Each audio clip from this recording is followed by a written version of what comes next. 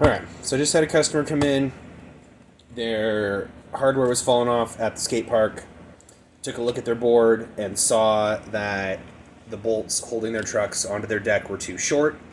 They were purchased at a different shop here in town and just kind of passed over the counter without any thought. So I thought I'd jump on and give a quick explanation about hardware in different lengths and why they exist, and why they're important. First, we're going to start with trucks. This is a basic Indy truck. It has this thick base plate. This is a forged and hollow Indy truck. Its base plate is half as thick as this base plate down here that I'm rattling.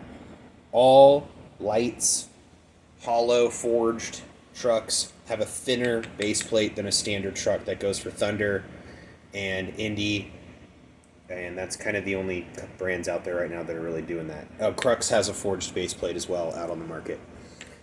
So watch out for those. They're thinner. They're stamped out of a solid piece of aluminum instead of cast into sand like the other ones. They are a bit thinner and lighter, and that's the whole idea. Because they're thinner, you need to use smaller hardware, 7/8 specifically. This is Shorties lights. It's what we carry because it's consistent and easy to get a hold of. I like the company. They make good hardware they hold your trucks on. But they're 7/8 inches long. They're short, and they need to get into the little nylock. Let's talk about that real quick. Hardware has this cool little nut right here. It has a little piece of plastic in there. It's called a nylon lock or nylock. That needs to touch the threads and bite so you don't rattle off and lose your hardware. If you're going to use a riser to prevent wheel bite, or ride a wheel over 55 or 56 millimeters, depending on if you're on a standard or a forged base plate, then you're going to use the riser of your choice. This is an 1/8 inch, and you're going to match that with the hardware that corresponds. Now, a standard truck takes 1 inch long hardware. It does not take 7/8. If you put 7/8 hardware on a standard base plate, your hardware will fall off and your trucks will fall off and you're going to have a bad day. So please be aware of that. Obviously, come to your local skate shop and get the knowledge that you need and be safe out there because we don't want your stuff falling apart. So, riser, hard riser.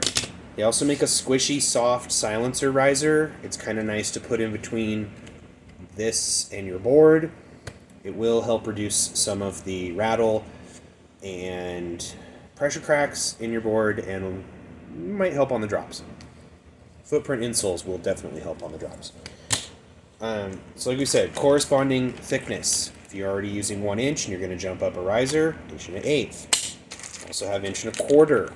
So make a 1/4 inch riser. You also make a 1/2 inch riser for your big cruiser boards and wheels over 66 or 7, 8, 9 millimeters. Big stuff. So we can accommodate all that stuff here, obviously. Or not obviously. You might not know that. That's what we're here for. It's to help you. So we need servicing on your board. You need your bushings installed. Also, the bushings that were on this particular customer's board were installed upside down, which is a common mistake. And this is a simple fix. So maybe we'll do a tutorial on how to put on your bushings. Some of them can be a little bit tricky. But I just wanted to talk about hardware for a minute. Thanks for your time, and we'll see you at the skate shop.